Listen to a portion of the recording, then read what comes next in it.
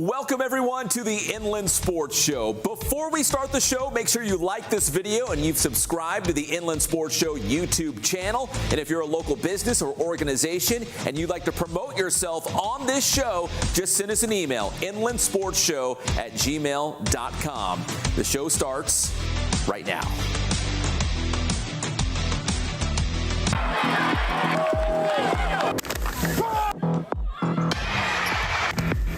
Garcia's left footed.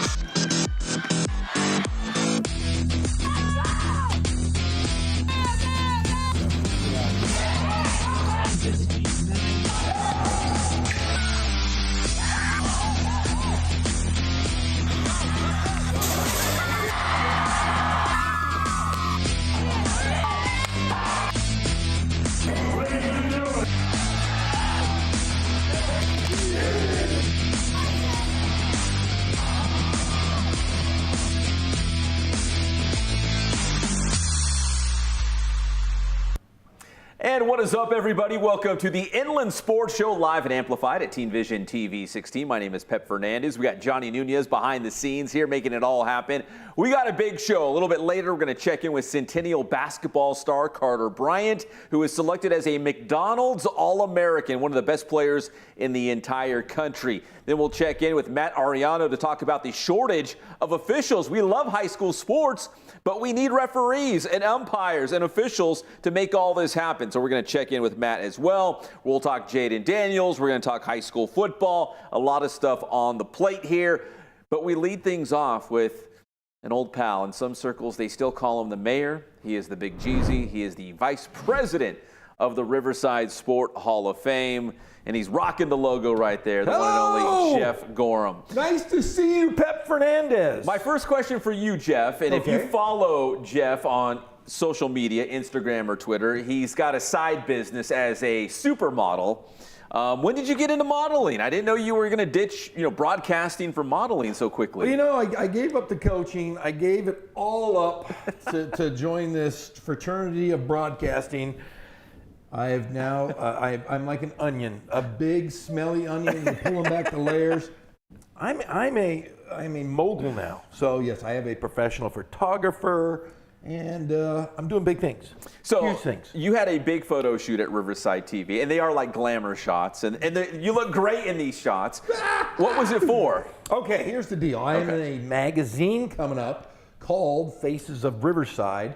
And they're doing a little thing on me for for Riverside TV. So I just showed up. They took some cool pictures of me. They interviewed me, and then I will be in every dentist's office in the city of Riverside. When you're sitting there waiting to see your doctor or dentist, you're going to see this Faces of Riverside, and there's going to be a picture of Jeff Gorham right there. You're like, that is a good-looking guy. I'm telling you, man, supermodel status. You wouldn't believe it. I've been, telling the women to get away from me. My wife was like, who are all these people trying to contact you? Just fans. Well, Jeff, we got a lot to get to. I don't know if you caught it this past week, and I know you're obviously deep into the UCR basketball season right now, and they play normally on Saturdays as well. But this past Saturday, we had the return of Jayden Daniels at Cajon High School. Hashtag that kid Jayden, the Heisman Trophy winner. It was a big Heisman homecoming, the parade, a big celebration inside the stadium. Johnny, I think we have a little B-roll of Jayden on the stage as well. Jeff, despite the rain, man, it was a huge turnout. Did you hear or see any of this? I watched it. I'll tell you what, I thought I was watching like Live Aid or the Coachella Festival. They had a big giant stage, and Jayden Daniels, our dear friend, I still thought he played for Cajon. Apparently, he just didn't win some big trophy. He's probably going to be the second pick in the draft, he said. Yeah. He might go to the Commanders. Yeah, Washington has the second pick. So Jayden Daniels, congratulations to him. I reached out to him through social media. He said thank you to me, which I thought was kind of nice. He said, I'm sure he said thank you to you because you've been his biggest supporter. Well, when we were out there media-wise, we were hoping to have about at least 30 minutes and maybe get some one-on-ones with him. But because of the rain, everything threw everything into, kind of a topsy-turvy. They moved him into a tent and all the media had to come together. We didn't have a lot of time. But we will catch up with Jayden again down the road. But he did talk to the media a little bit about, being the man, right? Being the Heisman Trophy winner, being the face of San Bernardino, being the guy at Cajon, because they gave him the key to the city. What? It was Jayden Daniels' day. What? They renamed the football stadium after him. They did everything for Jayden Daniels. He is like 23 or 22?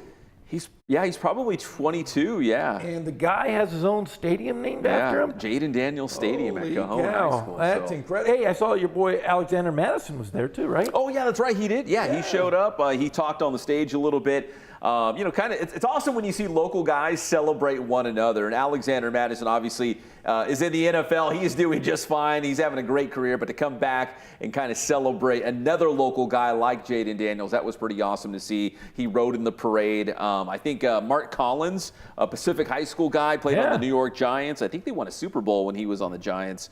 So he was back. So it was just an awesome deal to have Jayden Daniels back in town. Here's a little bit of Jayden Daniels talking about the outpouring of support from the city of San Bernardino and the entire Inland Empire to welcome him back. Despite all the rain, it was a great turnout.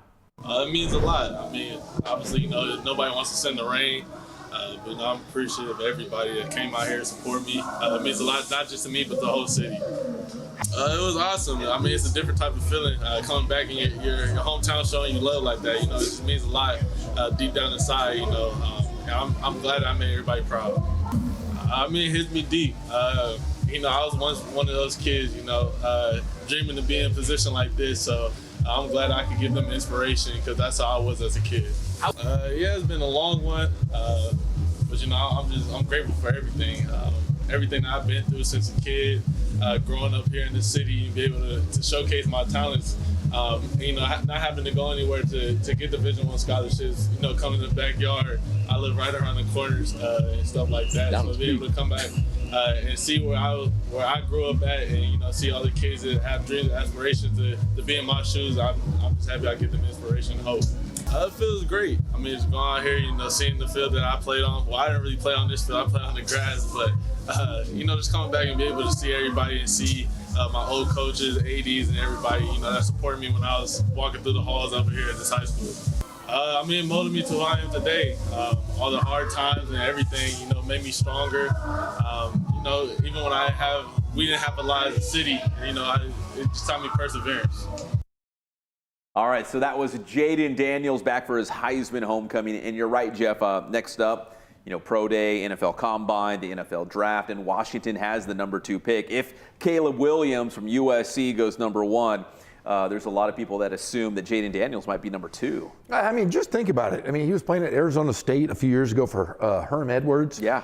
He ends up transferring and wins the Heisman Trophy. He has the best high school or the best college year ever for a quarterback, and it's great to see a guy we like and have known since he was a freshman to grow into this young man. He still looks like he's about 12, but great story, and I sure hope he does well and stays healthy because he is a great human being. Yeah, man, another local guy on the verge of the NFL, which is awesome. All right, Jeff, let's talk more football. This is a little bit more close to home, I guess, for you at Norte Vista High School, because we were texting the other day about grass stadiums. Oh, I'm a huge fan of the natural grass. Play football. I want to see, grass flying in the air and mud in the helmets and grass stains. I want to see all of that. But at Norte Vista, we got some pictures we're going to show you in a moment. They're actually transforming Alvord Stadium, which is natural grass right now, into an all-weather, surface, right? It's going to be turf. It is going to be turf. It's the first, it's the last high school in Riverside, besides California School for the Deaf Riverside, that had a dirt track and a grass field. They're getting rid of all of that, it's kind of sad in a way. I think it's great for track, but football, you just want to have that grass feeling. But I do think it will be aesthetically pleasing, to say the least. But Ken Batdorf, I don't know how happy he is that he has a turf field. Well, that's his style, right? Run the football hard, slobber knocker on the grass, slow fast teams down because you're on the grass. I'm sure it's going to be beautiful, but there's something about just playing on grass. All these schools going to the artificial turf. We talked about it. Alvord Stadium for Novi and La Sierra and Hillcrest, it was on the short list of local teams that still play on a real grass field. Aquinas, is that the only other one we could come up with? Aquinas and CSDR, and that's CSDR, it. Yeah. But you look at the Alvord district. I think the following year they're going to work on La Sierra or Hillcrest, and then the following year after that, then they will have all 3 high schools will have stadiums, hopefully in the next 3 years. Yeah, it's just wild. So, and now we want to talk some high school basketball here. Jeff, we're going to take a look at our Big Boost Play of the Week, and then I want to get your take because I think you actually know these guys. Let's go to our Big Boost Play of the Week, and it was a big week for Elsinore basketball. It started like this. The Tigers taking on Riverside Poly in Ivy League play. Jeremiah Wiley coming up with the game-winning basket for the Tigers in overtime. Elsinore would win 59-57 against the Riverside Poly Bears. And that was a game that Poly needed to win to stay in the hunt for a league title because it's going to get real messy with Rancho Verde and Rancho Christian in that league title hunt. And then Coach Redinger and Coach Walter, the following night, on Saturday night, they won their 500th game together at Elsinore. So the game winner in overtime against Poly, number 500 for the coaches, and that's our Big Boost Play of the Week. And Jeff, I reached out to you, and I'm like, do you know Coach Redinger and Coach Walter? Because they haven't been on the show, and they're going to do the show. I reached out to them, but you said they're great guys. Hey, I coached their son, Ricky Walter, of Coach Walter. Think about this. Assistant coach and head coach together, 30 years together. My biggest thing is, they've always been the best of friends, always. Did they ever fight? Did they ever not get along or do any of these things? But I coached Rick Walter's son, Ricky, over at RCC. He was a big-time official in college basketball and so forth, but he was like, I want to say he was 6'1" and wore like a size 16 shoe. The biggest feet I've ever seen on a kid. Ricky Walter, he had the biggest feet of anyone I've ever seen. But great human beings. Coach Redinger and Coach Walter just do a great job, and they've been there forever. They're staples. Yeah, 500 career wins. And speaking of that, Josh Giles, Centennial's playing Corona tonight in Big 8 League basketball. If the Huskies win tonight, that'll be number 500 for Josh Giles. Wow. Career number win. And I remember when he was playing high school basketball. Now he's, that's a lot of wins. I don't know if you know off the top of your head, but how many career wins did you have? 9. I have no idea. Did you have 100, do you think? I think I probably have 100, but it was 100 in over like 20 years. I mean, it's not like it was like averaging 5 wins a year. I had 22 wins, I think, my last year. So that took up all of my other ones. Yeah. So, yeah, I did go 0-22 once. So you didn't have 500? No, gosh, no. I bet I'd be happy if I got 50. And how about some high school soccer as well, Johnny? Let's take a live look at the Rancho Verde High School. The Rancho Verde girls soccer team taking on Elsinore in a battle for first place. Oh, we got a free kick from around the 20. This is a dangerous spot. I'm going to say that's probably Elsinore with the free kick. Too bad they have the same colors, so it's hard to say. Into the box! Oh, looks like they were turned away, so we're still tied at 1. Rancho Verde and Elsinore. Elsinore is 4-0 right now in the Inland Valley League standings. So Elsinore is in first place. Rancho Verde at 3-2-1 is in second place. And right now they are playing live and they are tied at 1 apiece with time winding down. So maybe a little bit later in the show we'll take another live look at the soccer match or the girls basketball match going on at Rancho all I know Verde. is, it's like we're watching kickball and girls basketball. See, but then you say girls soccer. Being that I work in the college ranks, we like to say they're women. Women. So the women's basketball. Women's basketball and women's soccer.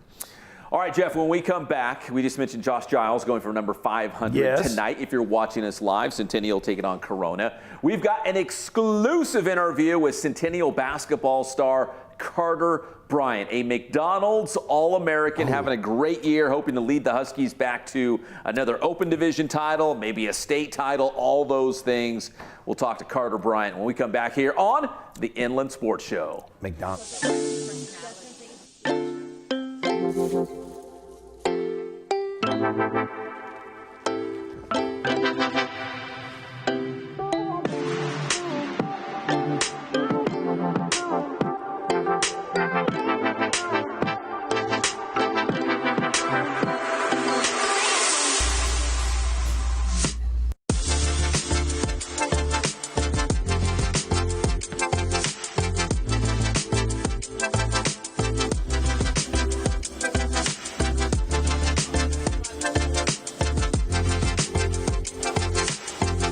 Hey guys, this is Jason at Ken Sporting Goods. We're almost to 1,000 Instagram followers. Tell your friends, like us, come down, see us. Thank you so much for your loyalty.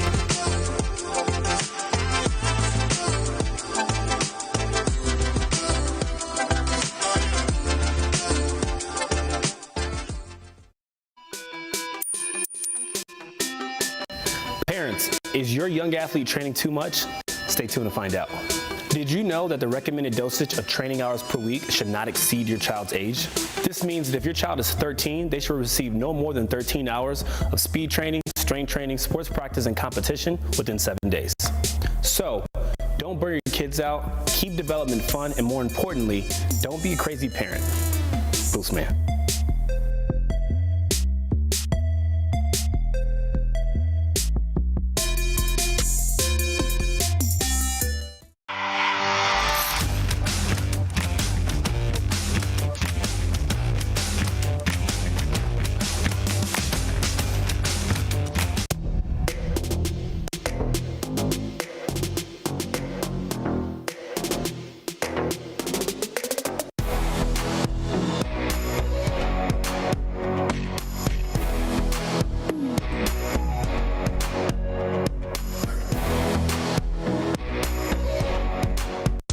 And this segment of the Inland Sports Show is brought to you by Ken Sporting Goods in Norco, #1 in the Inland Empire for team uniforms, sports equipment, and Letterman's jackets. Boost Performance Training in Corona. Athletes of all levels and all sports train at Boost. And also ask about the Bass Private School. Paulson Orthodontics in Redlands. Personalized treatment you deserve from an orthodontist you can trust. Chick-fil-A in Rialto, right off the 210 freeway at Ayala Drive. Eat more chicken. And welcome back to the Inland Sports Show, everybody. Right now, Centennial basketball coach Josh Giles is going for a career win number 500 as the Huskies are taking on Corona in Big 8 League play. The previous night, last night, we had a chance to catch up with Carter Bryant, the star player for Centennial. I should say one of the star players. But he was named a McDonald's All-American, meaning he's one of the top high school basketball players in the entire country. Here's our exclusive interview with Carter Bryant. Inland Sports. And now join us here on the Inland Sports Show from the Centennial High School boys basketball team. The Huskies are having another great season, and this guy is a big reason why. And he got some big news on Tuesday. It is Carter Bryant of the Huskies. And Carter, before we get to the season you guys are having, it's another good one. I want to say congratulations because you are a McDonald's All-American. Where were you when you heard the news, and what was your initial reaction? I mean, I had found out practically the same time as everybody else. I would say probably about 30 minutes earlier. My mom had sent me a message about it, that she got an email and some of those sorts. I had just got out of class. So it was kind of it was surreal. And it's kind of funny because it didn't really hit me at first because it's been something I've dreamed about since I've been 12, 13 years old. So now kind of having it happen for the first, I'm going to say like the first hour and a half, it didn't feel real. I was like, okay. And then once it kind of started flowing across the internet and they posted it on the McDonald's website and all that stuff, like it kind of came to me that I was like I worked hard enough to be selected for this. You know, Carter, when you look at the list of guys who were McDonald's All-Americans and the awesome things they went on to do at the college and NBA level, what do you think about that, just having your name alongside all these other greats that have played in this game? I mean, I feel like it means I'm on the right path. It means I'm doing the right things in the gym. I'm doing the right things as an individual, as a teammate, and allowing myself to be presented in a way where people want me to represent their brand. You know, when your former teammate and current Duke Blue Devil, Jared McCain, when he found out last year he was a McDonald's All-American, did that kind of motivate you like, hey, man, a guy from Centennial did it. Like, I could be the next guy up. Did it kind of motivate you maybe to work even harder and, try to, obviously you want to win. And when you win, good stats come along with it. I mean, did it kind of motivate you? So unfortunately, actually, I just transferred over, so it was my first year. So I've kind of known Jared, and we've came across, like, we've been in the same gyms and things of those sorts. Obviously, both playing basketball, both down here in the IE. But yes, kind of seeing a guy from just the area that I'm from, it's like, okay, it's possible. Obviously, my uncle actually was McDonald's All-American, so I'm the second one in my bloodline to be a McDonald's All-American. But yeah, it also helped to see a guy like that that works hard. I know he works super hard, and yeah. Carter, as we do this interview, you guys are getting ready for a game against Corona in Big 8 League play. That could be Josh Giles' 500th career victory as the head coach. As a player, what would it mean to be that, the team to give him number 500? I mean, it would be awesome. I don't know about you, but I don't hear many coaches even reaching that 500 win mark, especially at the high school level. So, I mean, that's a testament to what he's done as a coach here for the Centennial Huskies, and I'm just happy to be a part of it. I'm happy to be able to be in the position to give him his 500th win this year. So I wish we could have done it a lot earlier this season. That would have been a lot better. But, I mean, everything happens for a reason. It's funny. He says he's old, but really he's not that old. When you look at other guys, that have gotten 500 career wins, they're much older. He's not an old guy. When you guys, let's say, go through a normal practice, how would you describe his coaching style? Is he a vocal guy? Does he like to go out there and demonstrate it and show he can still play? I mean, how would you describe Coach Giles' coaching style? I wouldn't say he necessarily goes out and shows he can still play, but he'll go out and demonstrate some stuff. Not necessarily like get after it with us, but he'll go out if we're not doing something right defensively. He'll go out, get down in a stance, talk about. He'll be like, if I'm this old and I can get down in a stance, y'all should be able to. He loves bringing that up, but obviously, like you said, he's not that old. He can still get down and show us what we need to do, and obviously, he's winning at a high level. So, yeah, he's also very vocal. He's a guy that wants you to do stuff right. I mean, he just demands the best out of you. Carter, obviously last year's senior class at Centennial was unbelievable. They had some big-time players. That was a team for the ages. But you're part of this new group that has the Huskies, again, one of the top teams in the southern section, in the state, in the entire country. Joining Centennial, what kind of goals did you feel like you had for yourself and for this team this season? I mean, I just wanted to win at a high level. Joining this team, it's a team they repeated for a reason, and they're known for kind of the way they play basketball in a gritty mind frame. They play hard, they're going to play fast, they're going to get up and down the floor, and they're just winners. So I just wanted to put myself in a winning environment before preparing myself for college next year. So being able to compete at a high level every night we're seeing teams that have multiple Division I players. So just being in a mind frame where he wants the best out of you every day, and if you don't come with your best, you're going to lose. Yeah, do you feel like just putting on that Centennial uniform, regardless of who you're playing, that other team is going to bring it? They're going to come after you because you're Centennial. Yeah, definitely. I feel like we've seen that a few times. We had a few games where we got down early. We had a few games where teams have tried to bring it to us, and we responded in the right fashion and been up early. So it's kind of a thing where it's a blessing, but it's also a curse at the same time. Everybody knows who you are, so you're going to get everybody's best shot. I mean, myself and Eric Freeney being the individuals we are and the players we are, we have a huge target on our back. I mean, we're going to Pac-12 schools for a reason. So having that target on our back and having the added target of the past before I even got here, I mean, it doesn't necessarily help, but I love it. I love being the bad guy. Carter, as good as you guys have been this year, do you feel like the best is still to come for the Centennial team? And what are some areas you feel like you guys can improve upon? For sure. I feel like the best is still to come. I mean, we have such a young team that we're going to take our bumps and hits in the regular season. So in the postseason, I feel like we're going to blossom. We have our core guys, we have our 3 seniors, we have a junior, and then the rest of the team is sophomores. And since you have such a young team, obviously they don't have as much experience. When you have a team that was three-peated, obviously other guys aren't going to get as much minutes in. But the younger guys they had the opportunity to be around the guys that three-peated, so they kind of got to see the work ethic. They got to see how they walked into practice every day, how they attacked practice every day. And obviously with a coach like Giles, nothing changes from a team that three-peats to now from the way he approaches it, because he expects us and he demands us demands the best out of us, like he did with the other teams. So I definitely feel like in the postseason, we're going to have a run that nobody's really expecting. But I will say, I feel like such a young team, like I said, you can't expect us to be ready so early, but I feel like down the stretch, we've seen the film, we've seen how teams have played us. I feel like we've seen every defense possible. I feel like we've seen, we defended any scheme possible on the defensive end. So I feel like we're going to be ready as the postseason comes along.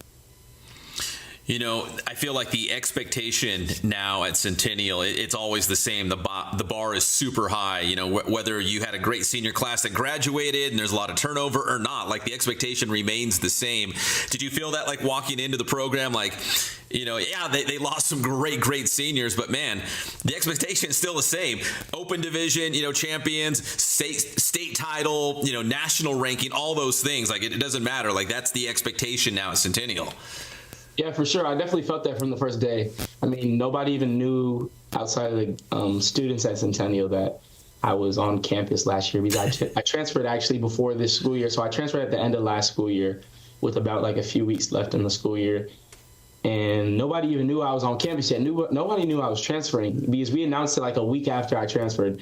So I'm on campus, and I've been on campus maybe for 30 minutes. And all of a sudden, my mom sends me a TikTok or something, and it was like, oh, Carter Bryant has transferred to Corona Centennial, and do you think this puts Corona Centennial the position to repeat their go for 4 in a row? I'm like, I'm barely on campus. Like I had walked out the office just to get my classes. So I feel like, yeah, it's such a prestigious program nationwide, especially for being a public school. So just the expectation of everybody around it, whether it's little kids, whether it's adults, whether it's our elders that we've seen, that watched us grow up, they have such a high expectation and respect because of what the program has done in the past. Yeah, when I first got to the IE, it was like 2011, 2012, and Centennial was just beginning to ramp up and become a basketball school, because we all know it's a football school, but now it's a legit basketball school as well. And Carter, you're a big reason why. I really appreciate the time. Congratulations on the McDonald All-American nod, and here's hoping you guys can get Giles number 500 on Wednesday night against Corona. Yes, sir. I appreciate it. We're going to get it done. That's Carter Bryant here on the Inland Sports Show. Inland Sports. Yeah, really enjoyed that conversation with Carter Bryant, one of the top guys in all the country. And again, Centennial going for number 500 for head coach Josh Giles tonight against Corona, if you're watching the Inland Sports Show live. When we come back here on the program, we're going to check in with the big Jeezy again, Jeff Gorham. We're going to talk about local officials, umpires, officials, referees. There's a shortage for all sports, including football. We'll talk with Matt Arellano next here on the Inland Sports Show. Parents, is it time for you to find another organization or club for your athlete? Now, before you switch it up, ask yourself these questions. Is your child missing practices? Do they have a bad attitude that's evident through body language? Are they running to you instead of talking to their coach? Are they stubborn about playing different positions? Do you sometimes question your child's effort during practice or competition? Are you, the parent, constantly harassing the coach? Now, if you answered no to all these questions, then maybe your boy, Boost Man.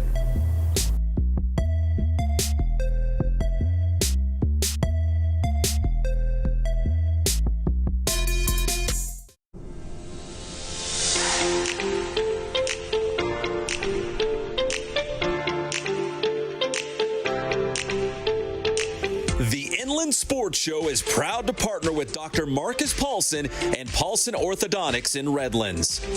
Dr. Paulson and his team work with children, teens, and adults using orthodontic products like traditional braces and Invisalign to make a difference in the appearance, comfort, and function of each patient's teeth. Paulson Orthodontics welcomes new patients, so schedule a visit today.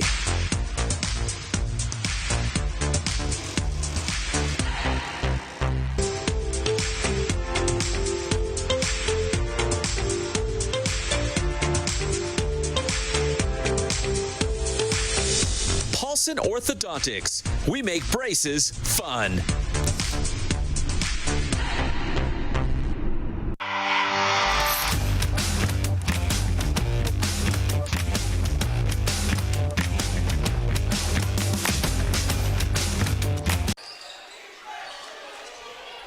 Cherry looks to answer, and that is a deep three by Dorian Cherry.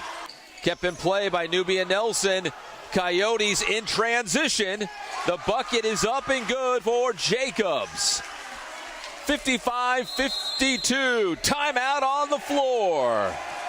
Indian Springs wins 58-54 in a battle for first place in the Mountain Valley League.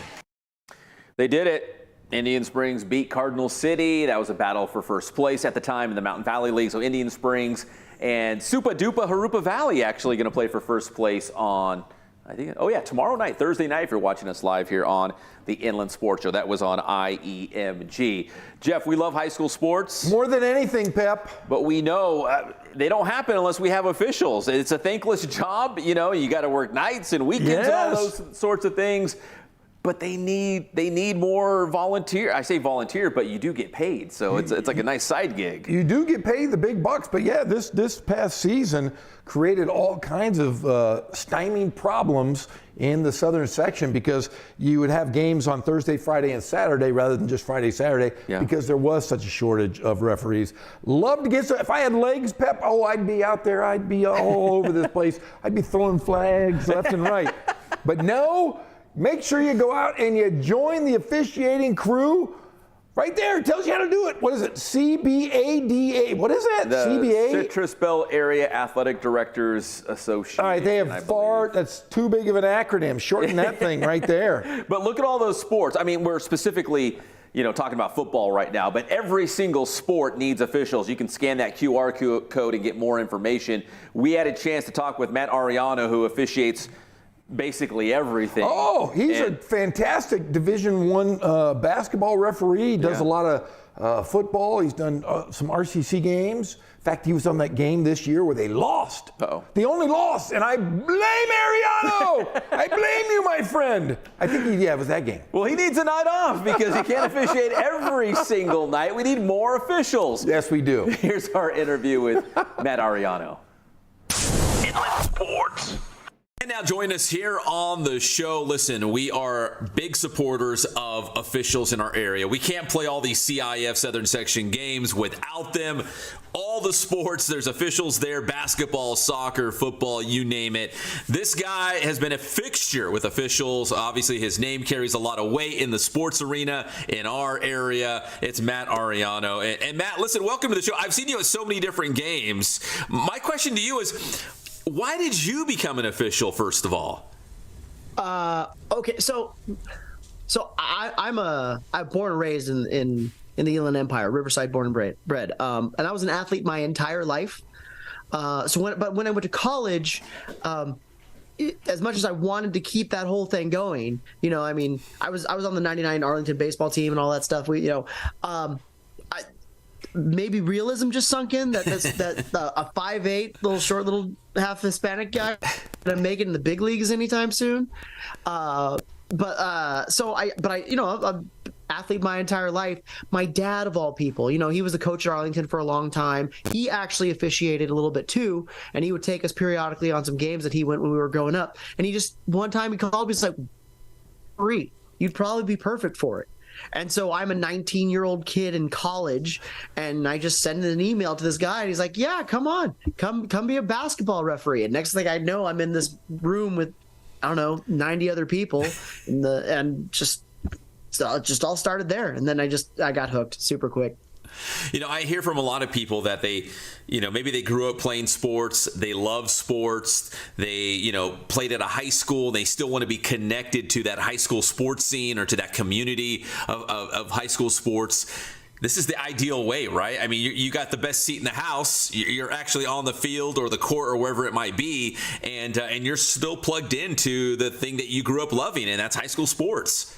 it's really there's very little that tops it, and obviously it takes a while to get to that point, but at some point in time, then you don't know, then the athletes that you never really realize, like, I've officiated 2 Heisman Trophy winners now that Jayden Daniels is one, right? It's just like you never realize it at the time, but you're just like, well, that kid's pretty good. I wonder if he's ever going to amount to anything. And sure enough, you're like, oh yeah, I remember that kid when he was just playing in San Bernardino. It's kind of cool. Yeah, you just never know who you're going to run into. It's really it's tough to top. Can't lie. All right, so Matt, we've, at least high school football wise, we've seen Thursday night games, I think increasing. I think when I first got to the IE, there might have been 2 or 3 Thursday night games at the most. And then I think maybe last season, at least in our Inland Sports Show coverage area, we probably had at least 10 games, probably closer to 15, maybe upwards to 20 on a Thursday night, man. It was Thursday night loaded. Now, for my own selfish reasons in terms of editing video and getting interviews and stuff for the football shows that we do, I like the Thursday night, but for officials, that's a long weekend for you guys. Thursday night football, Friday night football. I know you guys have stuff going on Saturdays as well. So the need for more officials is there beyond football. Is that correct? That's absolutely true. I mean, if you just want to focus on the football thing, honestly, the only time we would have Thursday games is when you had schools that played at the same site. Mm-hmm. So you'd have to have someone play on Thursday and someone play on Friday. Like Norta Vista, like Alvord Stadium, yeah. Exactly, yeah. Norta Vista, the Summit, A.B. Millers of the world. Yes. Exactly right. But other than that, I mean, everyone wants to play on Fridays. You get into it playing on Fridays. But yes, the unfortunate fact of the matter is that we just don't have the manpower to cover 30 some odd games on a Friday night anymore. We used to. You just blame it on COVID like everything else. I mean, but that gave kind of everyone an excuse to sort of back away and kind of do other things with their lives. And when we came back from it, we were just everyone, you're exactly right, has been falling short. The same thing goes for, I also referee basketball. Same thing goes on that level too. The baseball units are hurting. Everyone's been hurting. And we're slowly starting to come back, but it's really, it's been tough. It's been really tough going, unfortunately. Matt, you just brought up a great point that I want to piggyback off of real quick, is that you said you do football, you do basketball right now too. So these officials who you think, oh, okay, well, they can trudge through football season and do a couple nights every single week, and you get to the end of football season, now you get your break. But for guys like you, I mean, these officials are doing multiple sports, right? Like there's not really an off season. If you want to stay that busy, you could be that busy.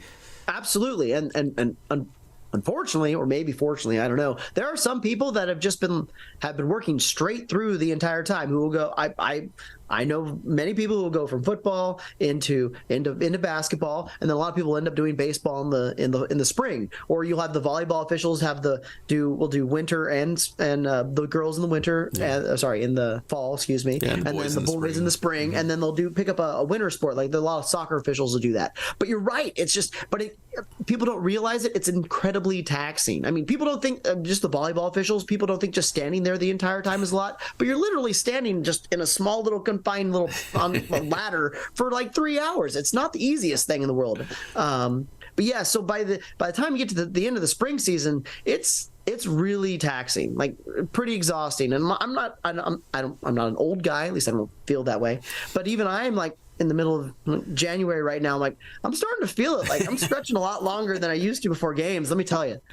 So what would it mean to have more officials available to pick from? I know you guys probably have a big pool for the southern section, and it could be bigger, right? I mean, maybe so you guys don't have to work every single night, or you can kind of maybe pick and choose a little bit more. What would it mean to have more officials available?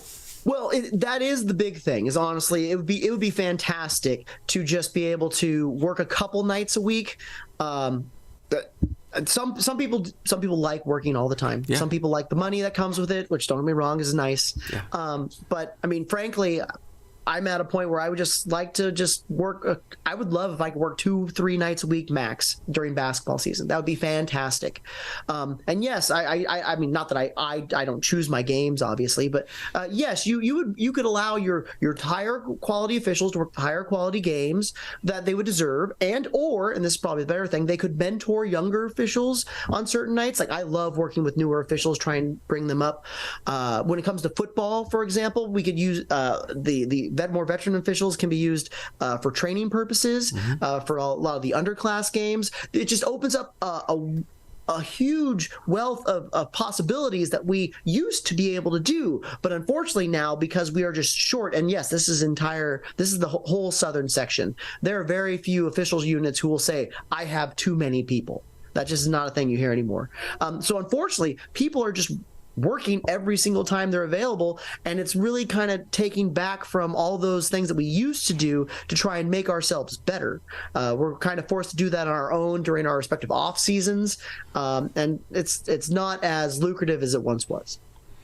You brought up a great point. You guys are not out there volunteering, although you guys love sports, and I think many of you would do it just to, because you want to, again, stay plugged into the sports community. But this is a paid position. I mean, you can have a full-time job, and this would be, I guess, your side hustle, right, at nights or on the weekends.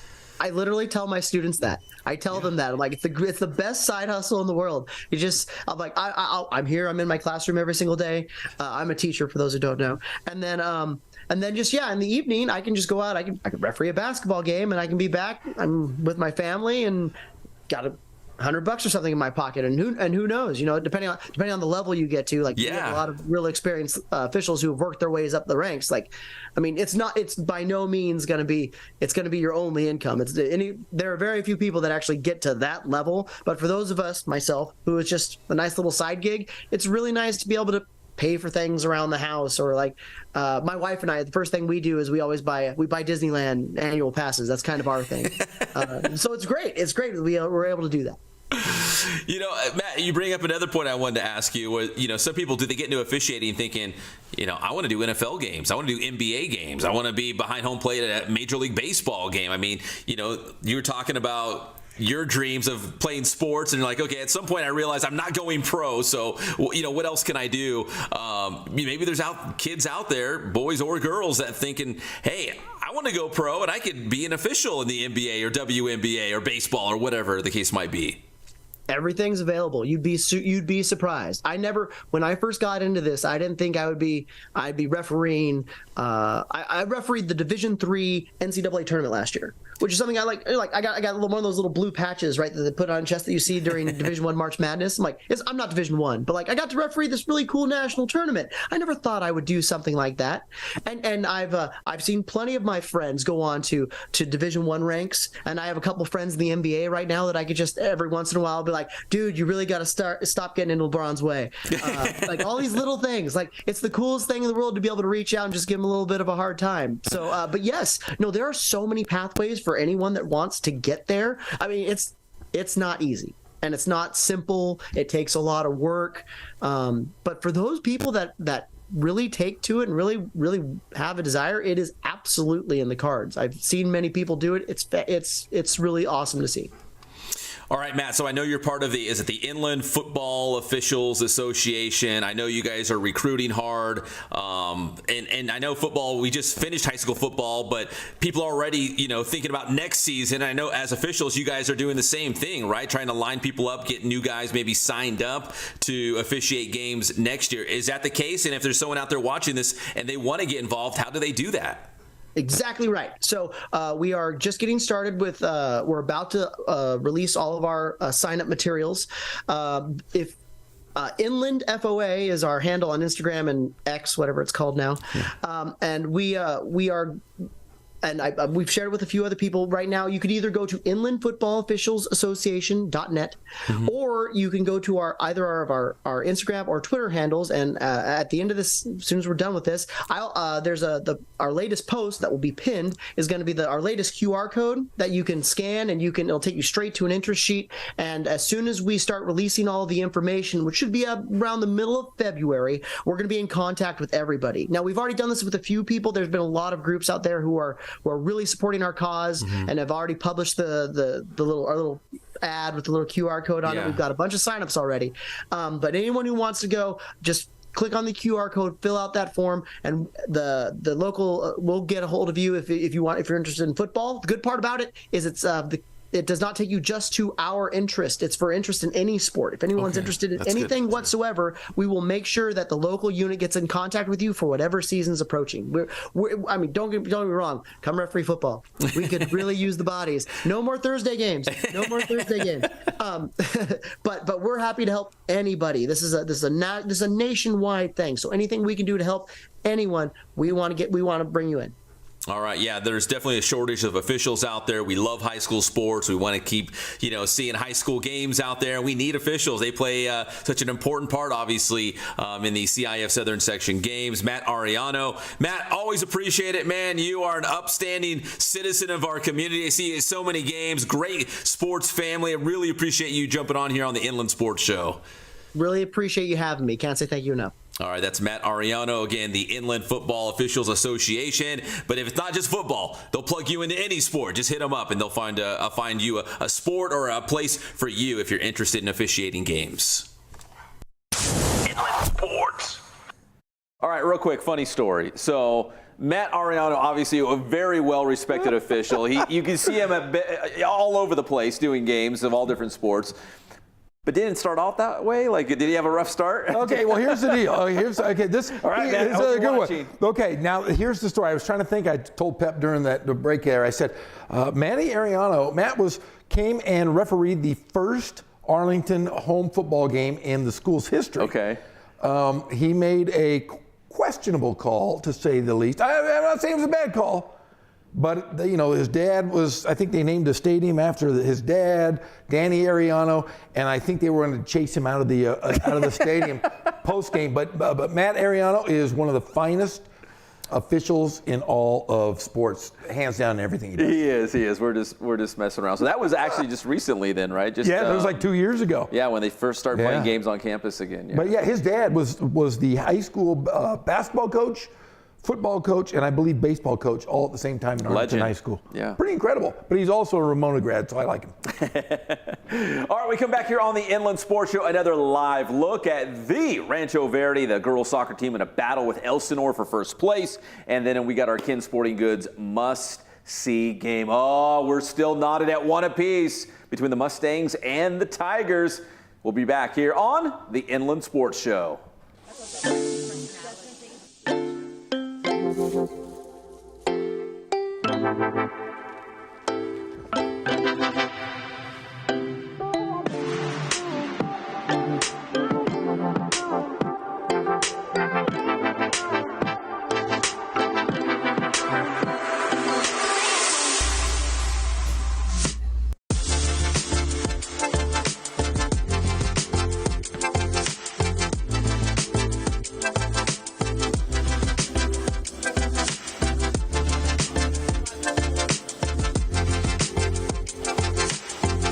Hey guys, this is Jason at Ken Sporting Goods. We're almost to 1,000 Instagram followers. Tell your friends, like us, come down and see us. Thank you so much for your loyalty.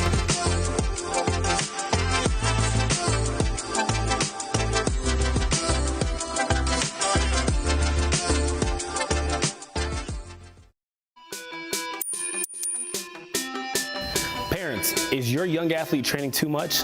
Stay tuned to find out. Did you know that the recommended dosage of training hours per week should not exceed your child's age? This means that if your child is 13, they should receive no more than 13 hours of speed training, strength training, sports practice, and competition within 7 days. So, don't burn your kids out, keep development fun, and more importantly, don't be a crazy parent. Boost man.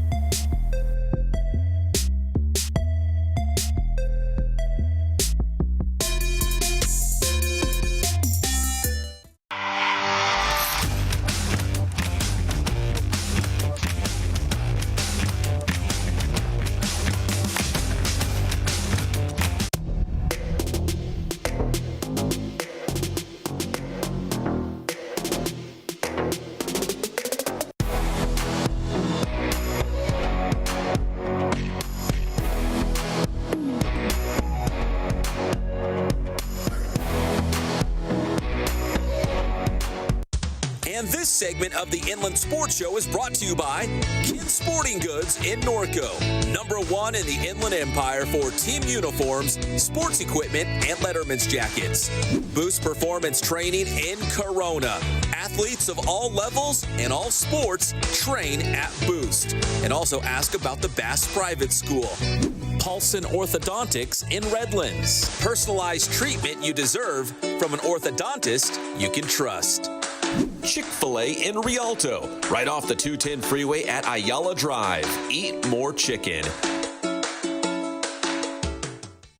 And welcome back to the Inland Sports Show as we wrap things up. Johnny, can we take another live look out there at the Rancho Verde High School? It's a cool new wrinkle that we've introduced here to the show where we can take a live look in. The Mustangs and the Elsinore Tigers in girls soccer tied at 1 apiece. Elsinore, right now, first place in the Inland Valley League. Rancho Verde, second place in league play.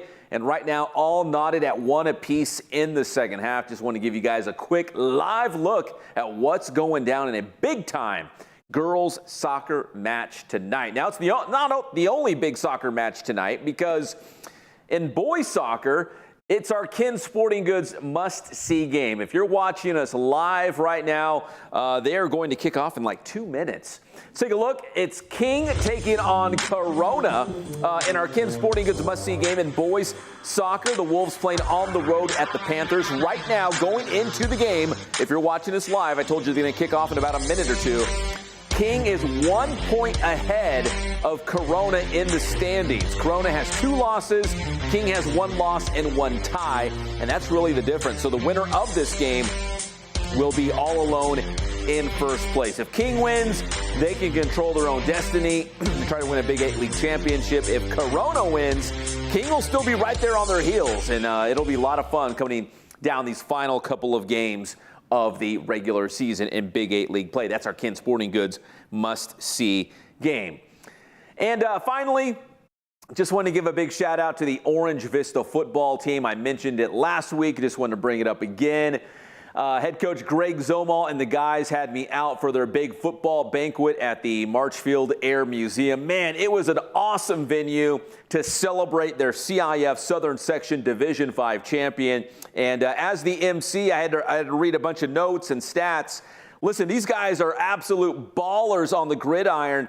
But, man, I was blown away by how many of these players have a 3.0 or better. They had a bunch of guys who had a 4.0 or better. One of the players was on a recruiting trip to some Ivy League schools during the banquet, so he couldn't even attend the thing. So it was awesome. These guys are great, celebrated their first ever CIF Southern Section title in school history, and got to celebrate what they were doing in the classroom as well. So it was really, really neat. So thank you, Coach Zomal, for the invite. Really had a good time out there celebrating with you guys that CIF championship season. Well, that's going to do it for this edition of the Inland Sports Show. A big thanks to Johnny Nunez behind the scenes here at Teen Vision TV 16. And the big Jeezy, Jeff Gorham, he had to run. He's cooking steaks tonight for dinner, and he had to get a head start to get on the road to cook dinner for the family. But I do appreciate Jeff stopping by as well. My name is Pep Fernandez. God bless you guys. Stay safe, and we'll see you next time on your favorite show, the Inland Sports Show.